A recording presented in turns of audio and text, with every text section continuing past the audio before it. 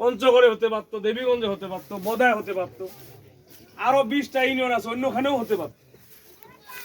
কিন্তু ওই যে মহাসচিব আমাদেরকে ভালোবাসে, ওই যে প্রিয় নেতা ফরহাদ হোসেন আজাদ ভাই আমাদেরকে সাকোয়াবাসীকে ভালোবাসে, সাকোয়ার মা বোনকে ভালোবাসে, সাকোয়ার মাটিকে ভালোবাসে, এই জন্য উনি সিলেক্ট করছে আমি জনসভাটা সাকোয়ার মাটিতেই করব।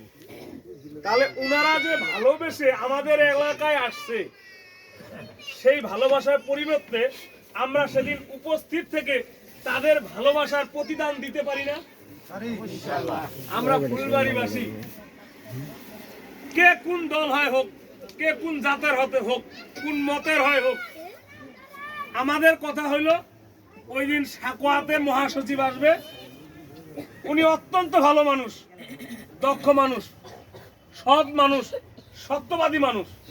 এই জন্য বিএনপির মহাসচিবকে বাংলাদেশের সকল মানুষ ভালোবাসে, অন্য দলের মানুষরাও ভালোবাসে। উনার যদি বক্তব্য কোথাও দেখে, যত বড়ই কাজ থাক, লোকটা দাঁড়িয়ে যায়।